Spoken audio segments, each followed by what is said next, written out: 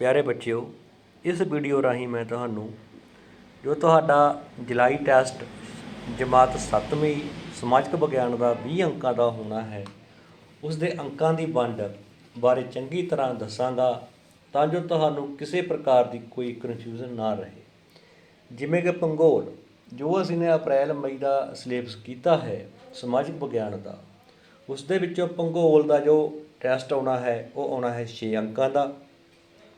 उन्होंने 6 अंकों के पिछों तुहानू 3 अंकों का आवेगा एक अंकों के क्वेश्चन। नंबर ऊड़ा सारे प्रश्न हल करो, हरेक प्रश्न 1 अंक का है, भाव 3 क्वेश्चन आउणगे, तिन्ने ही ये एक अंकों के होणगे ते यह बहुविकल्पी मल्टीपल चॉइस क्वेश्चन आउणगे।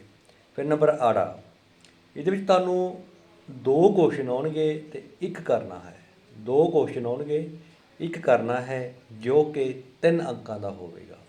तो इस तरह भूगोल के अंकों की वंड 3 क्वेश्चन छोटे तो 1 क्वेश्चन बड़ा 3 अंकों का 6 अंकों की होगी। फिर इतिहास का तुहानू आवेगा 9 अंकों का, जिस दे विच तुहानू 3 क्वेश्चन छोटे आउणगे। एवें ही जो असीं काम किया है अप्रैल मई के महीने इतिहास का, उस दे विचों 3 तुहानू मल्टीपल चॉइस क्वेश्चन बहुविकल्पी प्रश्न आउणगे जिहड़े तिन्ने ही करने हैं, 3 अंकों के हैं। फिर नंबर आड़ा इस दे विच तुहानू 3 क्वेश्चन आउणगे, तुसीं 2 करने ने, 50-60 शब्दों में उत्तर देने ने। 3 क्वेश्चन आउणगे जिन्हां विचों कोई 2 करने ने जो तुहानू चंगी तरह आउंदे ने। वो दोवें क्वेश्चन 3 अंकों के होणगे, भाव 6 अंकों के। इस तरह 3 अंकों के छोटे क्वेश्चन, 6 अंकों के 2 क्वेश्चन बड़े, 9 अंकों की वंड इतिहास की होगी।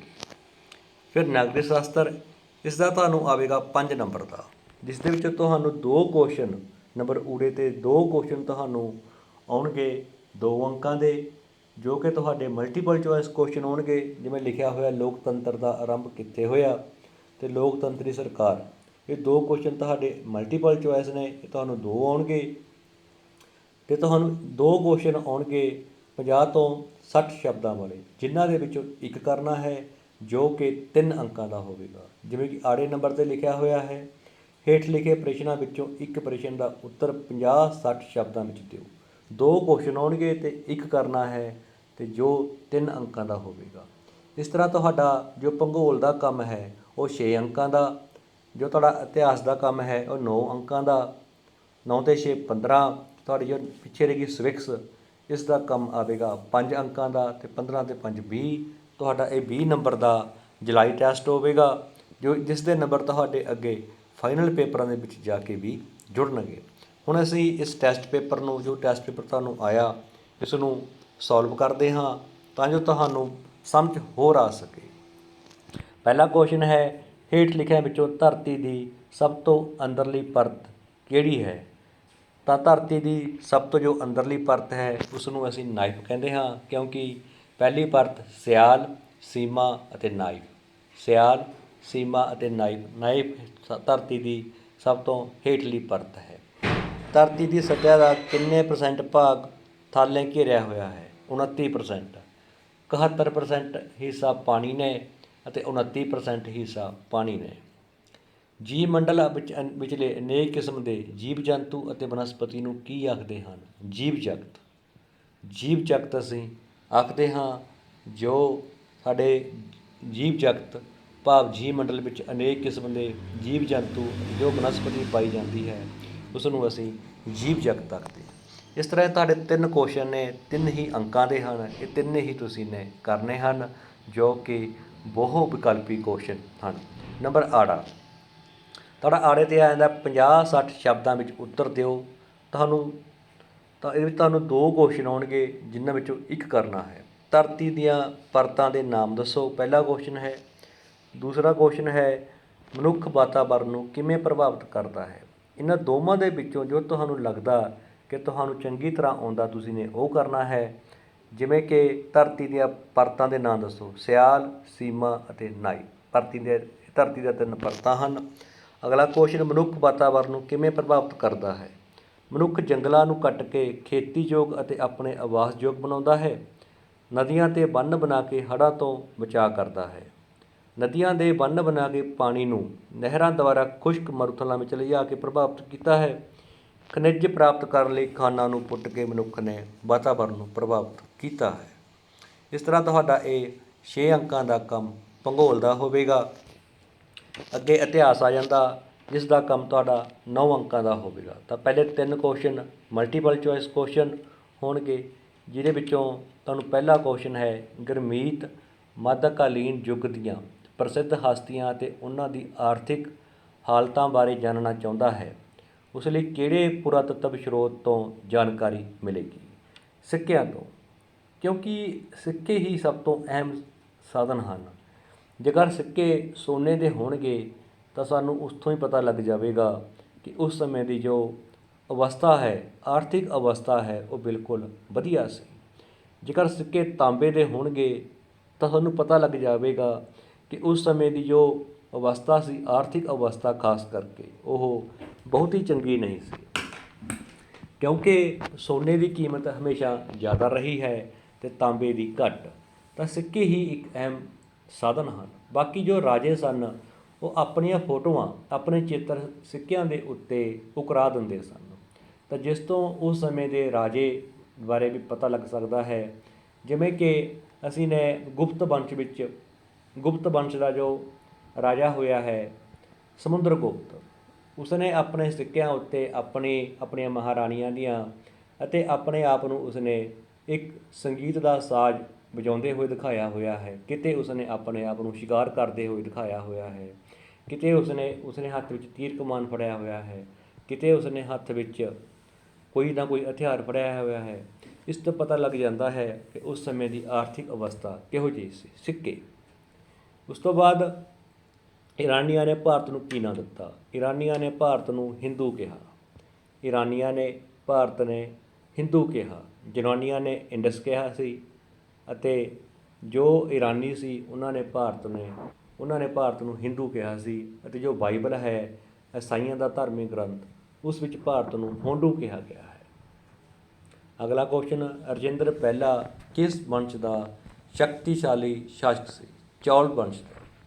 ਉਹ ਚੌਲ ਵੰਸ਼ ਨਾਲ ਸੰਬੰਧ ਰੱਖਦਾ ਸੀ, ਜੋ ਕਿ ਦੱਖਣੀ ਭਾਰਤ ਵਿੱਚ ਹੋਇਆ, ਵਰਤਮਾਨ ਤਾਮਿਲਨਾਡੂ ਵਾਲੇ ਪਾਸੇ।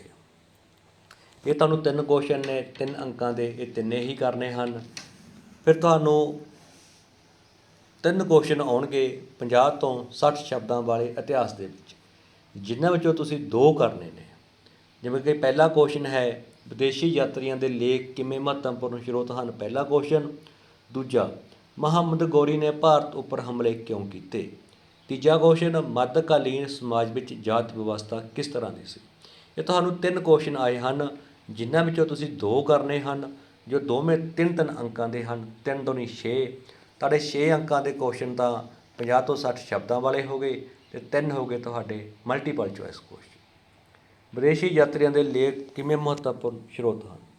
ਵਿਦੇਸ਼ੀ ਯਾਤਰੀਆਂ ਦੇ ਲੇਖਾਂ ਤੋਂ ਸਾਨੂੰ ਉਸ ਸਮੇਂ ਦੀ ਰਾਜਨੀਤਿਕ, ਸਮਾਜਿਕ, ਆਰਥਿਕ ਅਤੇ ਧਾਰਮਿਕ ਵਿਵਸਥਾ ਬਾਰੇ ਜਾਣਕਾਰੀ ਪ੍ਰਾਪਤ ਹੁੰਦੀ ਹੈ। From the accounts of foreign travellers we get information about political, social, economic and religious system of that time। ਉਸ ਸਮੇਂ ਦੀ ਸਾਨੂੰ ਆਰਥਿਕ, ਸਮਾਜਿਕ ਅਵਸਥਾ ਬਾਰੇ ਪਤਾ ਲੱਗਦਾ ਹੈ। ਮੁਹੰਮਦ ਗੌਰੀ ਨੇ ਭਾਰਤ ਉੱਤੇ ਹਮਲਾ ਕਿਉਂ ਕੀਤਾ ਸੀਗਾ? ਇਹ ਨੰਬਰ 2 ਹੈ, 4 ਨਹੀਂ ਹੈ। ਮੁਹੰਮਦ ਗੌਰੀ ਭਾਰਤ ਦਾ ਧਨ ਦੌਲਤ ਲੁੱਟਣ ਦੇ ਨਾਲ ਨਾਲ ਭਾਰਤ ਵਿੱਚ ਵਿਸ਼ਾਲ ਤੁਰਕ ਸਾਮਰਾਜ ਸਥਾਪਿਤ ਕਰਨਾ ਚਾਹੁੰਦਾ ਸੀ। Muhammad Ghori wanted to plunder India's wealth as well as, ਇਹੋ ਭਾਰਤ ਦੀ ਜੋ ਧਨ ਦੌਲਤ ਸੀ ਉਸ ਨੂੰ ਲੁੱਟਣਾ ਚਾਹੁੰਦਾ ਸੀ, ਅਤੇ ਭਾਰਤ ਦੇ ਵਿੱਚ ਵਿਸ਼ਾਲ ਤੁਰਕ ਸਾਮਰਾਜ ਸਥਾਪਿਤ ਕਰਨਾ ਚਾਹੁੰਦਾ ਸੀ। ਮੱਧਕਾਲ ਯੁੱਗ ਦੌਰਾਨ ਜਾਤੀ ਪ੍ਰਥਾ ਕਿਸ ਤਰ੍ਹਾਂ ਦੀ ਸੀ? ਮੱਧਕਾਲ ਯੁੱਗ ਦੌਰਾਨ ਜਾਤੀ ਪ੍ਰਥਾ ਬਹੁਤ ਕਠੋਰ ਸੀ। ਸਮਾਜ 4 ਵਰਗ ਬ੍ਰਾਹਮਣ, ਕਸ਼ੱਤਰੀ, ਵੈਸ਼ ਅਤੇ ਸ਼ੂਦਰ ਵਿੱਚ ਵੰਡਿਆ ਹੋਇਆ ਸੀ। ਸ਼ੂਦਰਾਂ ਨਾਲ ਬੁਰਾ ਵਰਤਾਓ ਕੀਤਾ ਜਾਂਦਾ ਸੀ। The caste system had become very rigid in the medieval period. Society was divided into 4 classes: Brahmins, Kshatriya, Vaishya and Shudras. The Shudras were ill-treated in the society. ਉਹਨਾਂ ਨਾਲ ਬਹੁਤ ਜ਼ਿਆਦਾ ਮਾੜਾ ਵਿਵਹਾਰ ਕੀਤਾ ਜਾਂਦਾ ਸੀ। ਇਸ ਤਰ੍ਹਾਂ ਤੁਹਾਡੇ ਇਤਿਹਾਸ ਦੇ 3 ਕੁਐਸਚਨ ਆਉਣਗੇ, ਜਿਨ੍ਹਾਂ ਵਿੱਚੋਂ ਤੁਸੀਂ 2 ਕਰਨੇ ਹਨ, ਜੋ ਕਿ 6 ਅੰਕਾਂ ਦੇ ਹੋਣਗੇ। ਅੱਗੇ ਆਉਂਦਾ ਨਾਗਰਿਕ ਸ਼ਾਸਤਰ, ਇਹ ਤੁਹਾਨੂੰ 5 ਅੰਕਾਂ ਦਾ ਆਵੇਗਾ, ਜਿਸ ਵਿੱਚ 2 ਕੁਐਸਚਨ ਤੁਹਾਨੂੰ ਮਲਟੀਪਲ ਚੋਇਸ ਕੁਐਸਚਨ ਆਉਣਗੇ ਅਤੇ ਇੱਕ ਤੁਸੀਂ ਨੇ ਵੱਡਾ ਕਰਨਾ ਹੈ 50 ਤੋਂ 60 ਸ਼ਬਦਾਂ ਵਾਲਾ। ਪਹਿਲਾ ਕੁਐਸਚਨ ਹੈ ਤੁਹਾਨੂੰ, ਲੋਕਤੰਤਰ ਦਾ ਆਰੰਭ ਕਿੱਥੇ ਹੋਇਆ? ਐਥਨਜ਼, ਯੂਨਾਨ ਦੇ ਸ਼ਹਿਰ ਐਥਨਜ਼ ਵਿਖੇ ਹੋਇਆ। ਲੋਕਤੰਤਰੀ ਸਰਕਾਰ ਲੋਕਾਂ ਦੀ, ਲੋਕਾਂ ਲਈ, ਲੋਕਾਂ ਦੁਆਰਾ ਸਰਕਾਰ ਹੁੰਦੀ ਹੈ, ਇਹ ਸ਼ਬਦ ਕਿਸ ਨੇ ਕਹੇ? ਇਹ ਕਹੇ ਸਨ ਇਬਰਾਹਿਮ ਲਿੰਕਨ ਨੇ, ਜੋ ਕਿ ਅਮਰੀਕਾ ਦੇ 16ਵੇਂ ਰਾਸ਼ਟਰਪਤੀ ਹੋਏ ਹਨ, ਉਹਨਾਂ ਨੇ ਇਹ ਸ਼ਬਦ ਕਹੇ ਸਨ। ਫਿਰ ਤੁਹਾਨੂੰ 3 ਅੰਕਾਂ ਦੇ 2 ਕੁਐਸਚਨ ਆਉਣਗੇ, ਜਿਨ੍ਹਾਂ ਵਿੱਚੋਂ ਤੁਸੀਂ ਇੱਕ ਕਰਨਾ ਹੈ ਜੋ ਕਿ 3 ਅੰਕਾਂ ਦਾ ਹੋਵੇਗਾ। ਜਿਵੇਂ ਕਿ ਸਮਾਜਿਕ ਅਤੇ ਆਰਥਿਕ ਸਮਾਨਤਾ ਬਾਰੇ ਤੁਸੀਂ ਕੀ ਜਾਣਦੇ ਹੋ? ਲੋਕਤੰਤਰੀ ਸਰਕਾਰ ਦੇ ਵੱਖ-ਵੱਖ ਰੂਪਾਂ ਬਾਰੇ ਦੱਸੋ। ਪਹਿਲਾ ਕੁਐਸਚਨ ਹੈ, ਸਮਾਜਿਕ ਅਤੇ ਆਰਥਿਕ ਸਮਾਨਤਾ ਤੁਸੀਂ ਕੀ ਸਮਝਦੇ ਹੋ? ਸਮਾਜਿਕ ਅਤੇ ਆਰਥਿਕ ਸਮਾਨਤਾ ਲੋਕਤੰਤਰ ਦੀ ਸਫਲਤਾ ਦਾ ਥੰਮ ਹਨ। ਇਸ ਲਈ ਲੋਕਤੰਤਰੀ ਸਮਾਜ ਵਿੱਚ ਲਿੰਗ, ਜਾਤ, ਧਰਮ ਅਤੇ ਭਾਸ਼ਾ ਦੇ ਆਧਾਰ 'ਤੇ ਕੋਈ ਵਿਤਕਰਾ ਨਹੀਂ ਹੋਣਾ ਚਾਹੀਦਾ। ਅਮੀਰ ਅਤੇ ਗਰੀਬ ਦਾ ਅੰਤਰ ਨਹੀਂ ਹੋਣਾ ਚਾਹੀਦਾ। ਭਾਵ ਸਮਾਜਿਕ ਅਤੇ ਆਰਥਿਕ ਸਮਾਨਤਾ ਲੋਕਤੰਤਰ ਦੀ ਸਫਲਤਾ ਦਾ ਥੰਮ ਹਨ। ਇਸ ਲਈ ਲੋਕਤੰਤਰੀ ਸਮਾਜ ਵਿੱਚ ਲਿੰਗ, ਜਾਤ ਪਾਤ, ਧਰਮ ਅਤੇ ਭਾਸ਼ਾ ਦੇ ਆਧਾਰ 'ਤੇ ਕੋਈ ਵਿਤਕਰਾ ਨਹੀਂ ਹੋਣਾ ਚਾਹੀਦਾ। ਅਮੀਰ ਅਤੇ ਗਰੀਬ ਦਾ ਅੰਤਰ ਨਹੀਂ ਹੋਣਾ ਚਾਹੀਦਾ। ਜਾਂ ਲੋਕਤੰਤਰ ਸਰਕਾਰ ਦੇ 2 ਵੱਖ-ਵੱਖ ਰੂਪਾਂ ਦੇ ਨਾਂ ਲਿਖੋ। ਪਹਿਲੀ, ਪ੍ਰਧਾਨਗੀ ਸਰਕਾਰ। ਇਸ ਸਰਕਾਰ ਵਿੱਚ ਦੇਸ਼ ਦੀ ਕਾਰਜਪਾਲਿਕਾ ਦਾ ਮੁਖੀ ਰਾਸ਼ਟਰਪਤੀ ਲੋਕਾਂ ਦੁਆਰਾ ਸਿੱਧਾ ਚੁਣਿਆ ਜਾਂਦਾ ਹੈ। ਉਹ ਦੇਸ਼ ਦਾ ਅਸਲੀ ਸ਼ਾਸਕ ਹੁੰਦਾ ਹੈ। ਜਿਵੇਂ ਅਮਰੀਕਾ ਦਾ ਰਾਸ਼ਟਰਪਤੀ ਸਿੱਧਾ ਲੋਕਾਂ ਦੁਆਰਾ ਪ੍ਰਤੱਖ ਤੌਰ 'ਤੇ ਚੁਣਿਆ ਜਾਂਦਾ ਹੈ, ਪਰ ਸਾਡੇ ਭਾਰਤ ਵਿੱਚ ਲੋਕ ਅਪ੍ਰਤੱਖ ਤੌਰ 'ਤੇ ਰਾਸ਼ਟਰਪਤੀ ਦੀ ਚੋਣ ਕਰਦੇ ਹਨ। ਸੰਸਦੀ ਸਰਕਾਰ ਵਿੱਚ ਸੰਸਦ ਵਧੇਰੇ ਸ਼ਕਤੀਸ਼ਾਲੀ ਹੁੰਦੀ ਹੈ। ਸਰਕਾਰ ਦੀ ਅਸਲੀ ਸ਼ਕਤੀ ਪ੍ਰਧਾਨ ਮੰਤਰੀ ਕੋਲ ਹੁੰਦੀ ਹੈ, ਜਿਵੇਂ ਕਿ ਇੰਗਲੈਂਡ ਅਤੇ ਭਾਰਤ। ਇਸ ਤਰ੍ਹਾਂ ਅਸੀਂ 7ਵੀਂ ਸ਼੍ਰੇਣੀ ਦਾ ਸੈਂਪਲ ਪੇਪਰ ਦੇ ਅੰਕਾਂ ਦੀ ਵੰਡ ਅਤੇ ਉਸ ਨੂੰ ਜੋ ਕੱਲ੍ਹ ਆਇਆ ਸੀ ਉਸ ਬਾਰੇ ਕੀਤਾ ਹੈ। ਧੰਨਵਾਦ।